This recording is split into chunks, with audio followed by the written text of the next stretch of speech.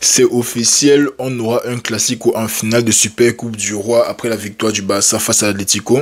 Yo les amis, j'espère que vous allez bien. On se retrouve une fois de plus pour deux débriefs. Aujourd'hui, on va faire deux débriefs parce que hier, je n'ai pas fait le débrief du match du Real. Donc, on va commencer avec le match du Barça et demain, on parlera, je dis même demain, et plus tard, on parlera du match du Real. On va essayer de garder ça assez court. Donc, si vous êtes nouveau sur la chaîne, bien sûr, n'hésitez pas à liker et vous abonner, ça fait toujours plaisir, ça ne prend pas de temps.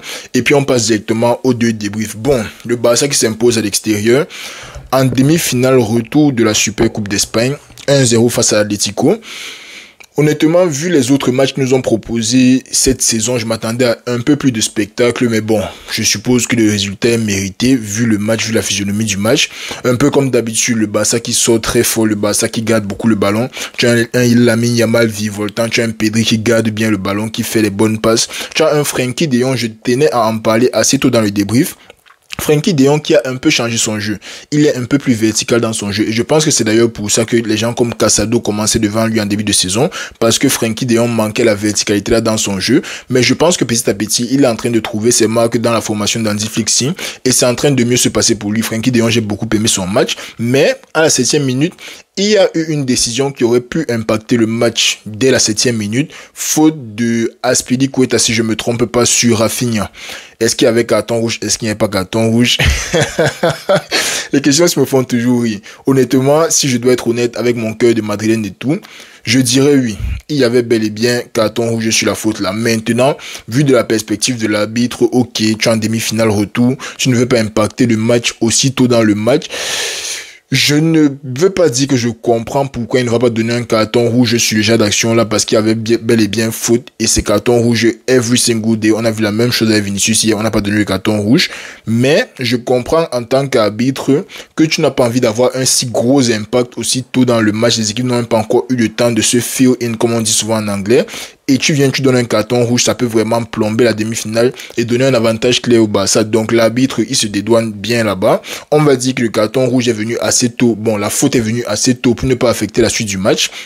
Donc l'arbitre se dédouane, mais honnêtement, moi je crois qu'il y avait carton rouge et ça continue juste le problème d'arbitrage. Là, je pense qu'on va jamais arrêter d'en parler. J'ai vu un article comme quoi on a envie d'enlever la VAR des top 5 championnats. Là, quand l'arbitre prend sa décision, il a pris sa décision. Peut-être la goal line technology. Au pire, on peut garder, je me dis même la goal line, la VAR pour les hors-jeux sur les buts. Au pire, on peut garder ça, bien que les décisions qu'on donne souvent avec la VAR là, sont dégoûtantes. Mais à part ça, pour les trucs comme ça, parfois c'est bien, parfois c'est pas bien. C'est toujours un toss-up entre les deux. Est-ce que c'est bien, est-ce que c'est pas bien? Quand ça t'arrange, c'est bien. Quand c'est pas bien, quand ça ne t'arrange pas, c'est pas bien. Mais bon, bref, ça n'a pas empêché le Barça d'ouvrir le score. La course de Ferran et la passe de Yamal, les deux là ensemble, c'est du n'importe quoi. La course de Ferran pour l'ouverture du score qui était juste magnifique. Et Ferran, honnêtement, moi quand je le vois un peu comme Vini. Je le vois un peu comme l'enfant bête, l'enfant qui a tout le potentiel, qui était fort au primaire, qui arrive au collège, qui est nul, mais à qui on donne juste le bon répétiteur et soudainement il devient un génie. Ferran Torres, avant la saison, si là tu demandes à 100 Barcelonais sur 100, sans aller te dire que il doit partir. Like Ferran Torres avant la saison, là c'était l'enfant détesté à Barcelone. C'était le gars qu'on ne voulait jamais voir au stade. Mais le voilà, il donne la qualification au Barça en demi-finale. Vous allez dire quoi?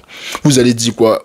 Hansi Flick est venu avec un système de football qui correspond parfaitement à Ferran Torres. Et je pense d'ailleurs qu'il est un peu en train de faire ce que Paris faisait somehow avec Mbappé l'année passée, où il donne plus de temps de jeu à d'autres joueurs, sachant que Lewandowski c'est un joueur qui ne fait que vieillir et qui ne va jamais rajeunir, donc il va être amené à partir et il faut déjà commencer à donner une structure avec les joueurs que tu as actuellement sur le terrain. Et honnêtement, je pense qu'Hansi Flick le fait très bien. Ferran Torres qui a l'air très à l'aise quand il joue, surtout avec Fermin. Moi je pense que les deux là ça combine bien que Fermin ne soit pas au niveau de Dani Olmo, les deux là ça combine très bien. Et puis derrière tu as Pedri et Frenkie de Jong, c'est tout simplement solide. La première mi-temps, avantage Barça, Atlético n'a jamais vu la lumière du jour.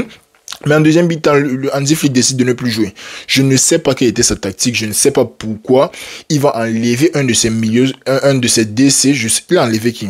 Il a enlevé Fermin et il a enlevé Koubarsi Pour te mettre Araujo, on comprend, mais Eric Garcia sort d'où? Le Barça a complètement perdu la main sur le match à cause des deux changements d'après moi. Eric Garcia ne devait jamais voir la lumière du jour dans ce match. Ça donne un contrôle incroyable à l'Atlético. Et du côté barcelonais, certes tu es un peu plus défensivement, mais déjà quand tu joues le piège du hors-jeu, je ne pense pas que tu aies besoin d'autant de défenseurs sur le stade. Et deuxièmement, vous perdez le contrôle sur la balle, vous perdez le danger vertical qui est Fermin Lopez, vous perdez tellement en faisant le changement là. Je ne comprends pas pourquoi Hansi Flick l'a fait. Mais bon, bref, il a gagné, donc ça a fini par marcher pour lui. Mais en deuxième mi-temps, quand Sorloth et tout ça sont entrés, Sorloth, 7 matchs d'affilée avec des buts contre le Barça. Moi, je m'attendais à 8 matchs, il n'a pas marqué. Petit but, c'est hors-jeu. Petit truc, c'est hors-jeu. S'il y a deux équipes dans cette saison, c'est là que moi j'ai vu qu'ils ont figure out le piège hors-jeu du Barça. Si il y a Benfica et il y a Atlético. Et les deux ont été éliminés par le Barça, tout simplement parce que le Barça est juste trop fort cette saison pour leurs adversaires. Et ça, c'est la vérité. Like, le Barça cette saison, redoutable à tous les niveaux. Après, tu vas voir, c'est un feignant comme Dortmund qui va les éliminer. Mais on n'en est pas encore là. Sur ce que le Barça a proposé cette saison, phénoménal, magnifique offensivement et défensivement. Certes, il y a eu des problèmes. Certes, il y a eu des fois qu'ils ont encaissé 4, il y a eu des fois qu'ils ont encaissé 3, il y a eu des fois où ils se sont fait remonter comme contre l'Atlético au match aller en Liga, mais at the end of the day, ils sont en finale de Super Coupe, ils sont premiers en Liga, et en cas de finale de Ligue des Champions, c'est tout ce qui compte. Ils ont déjà un trophée dans le sac. Donc le Barça vraiment qui est en train de faire sa saison, et qui est en train de vouloir faire sa meilleure saison depuis la saison 2014-2015, si je ne me trompe pas, avec le triplé Messi, Neymar, Suarez. On verra bien, belle victoire du Barça, honnêtement, rien d'autre à dire. Et le deuxième match, c'était le match d'hier, Real contre Real Sociedad. Premièrement, Alaba, pardon. Je ne sais pas qui t'a envoyé. Je ne sais pas si dans l'argent des places VIP que la porte a vendu là, il t'a donné ta part dedans. Mais Alaba, pour l'amour de quelqu'un chez toi, pardon, respecte-nous. Respecte-toi et respecte-nous. On ne peut pas avoir ce genre de performance là en demi-finale.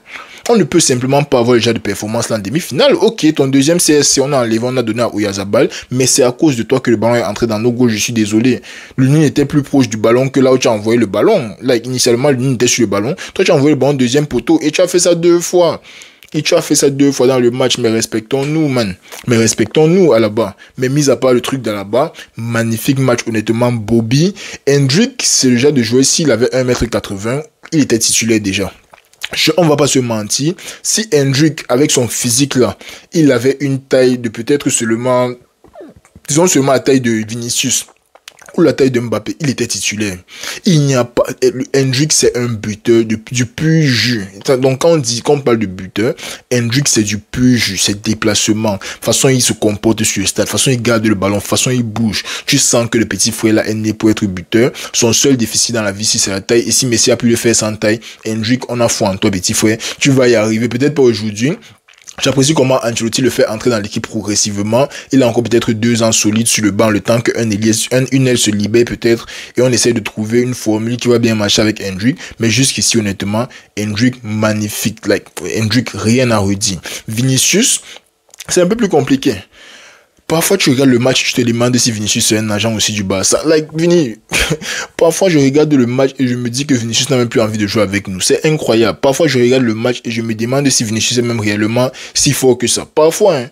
Parce que les autres fois, là, c'est incroyable ce que le gars nous fait avec le ballon au pied. Je suis désolé, mais Vinicius, bien qu'il ne fasse pas sa meilleure saison, bien qu'il ne soit pas au standard de la saison passée, encore qu'on a des matchs très très importants qui arrivent, s'il se réveille maintenant, ça va un peu changer les bouches. Mais Vinicius, sur un petit truc, mais il te sort un éclair de génie. Sur l'action sur laquelle on devait donner le carton rouge hier, il te sert un petit sombrero. Ça ne passe pas, mais ça passe. Il tombe, il se lève, il récupère, il met à la feinte de corps, il pousse. Mais le petit est fort. Tu vois le but de Jude, Vini, petit crochet, lui, c'est sans ses crochets et sa vitesse. Il n'est pas dans les machines de Yamal où il va tourner tout. Non. La vitesse, Vini, il est piquant, man. Et il te pique comme ça, là, et il donne la passe magnifique, passe du pied gauche à Jude, qui a eu, je crois, un doublé. Est-ce qu'il a eu un doublé hier?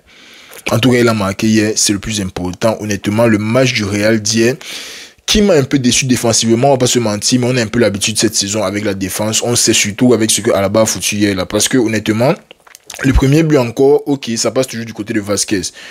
Après ça, ce que Alaba fait là, vraiment, on ne fait pas les choses comme ça, mon gars. On ne fait pas les choses comme ça. Mais à part ça, l'équipe qui était solide, l'équipe qui a bien joué, offensivement, savait l'air de donner quand même.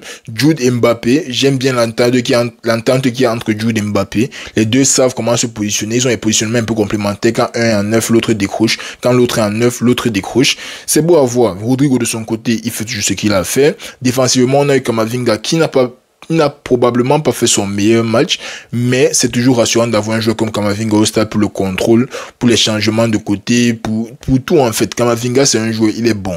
Kamavinga, il est fondamentalement bon au football. Maintenant, que tu le mets de latéral gauche, milieu de terrain, ça va peut-être affecter sa performance, mais en général, il est bon. Alaba, mis à part ces deux CSC, le match est bon.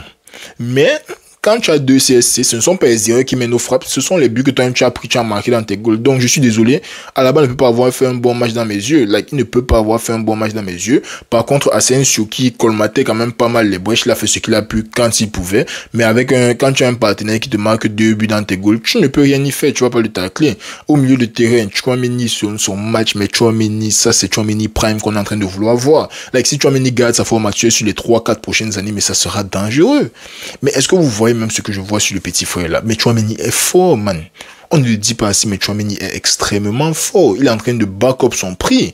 Ça, c'est littéralement être en train de back-up son prix. Tchouaméni qui nous sort une fin de saison exceptionnelle et j'espère que les blessures ne vont pas le ralentir. Mais clairement, là, maintenant, Kamavinga, il a perdu le poste là. Et moi, j'aime bien la guerre qu'il y a dans le poste d'MDC là. Parfois, c'est Tchouaméni, parfois, c'est Kamavinga. Mais Tchouaméni, il a peut-être 3 pas d'avance sur Kamavinga à 10 points. Et il n'y a rien à dire. Valverde, de son côté, toujours en train de faire le nécessaire, toujours en train de couvrir le sorcier de Vasquez. Mais Vasquez, c'est notre sorcier adoré, on l'aime beaucoup, on l'aime comme il est, mais Valverde est toujours en train de faire le nécessaire. Jude qui est venu, il a eu son but, Vinicius qui est venu, il a fait ses passes D, Rodrigo qui est venu, il a fait son job, Henrik qui a fait son job, Mbappé qui est entré, il n'était pas très influent, mais honnêtement il était dans certains bons coups et ça c'est déjà bien. Rudiger est entré, il a eu son but, Lunin,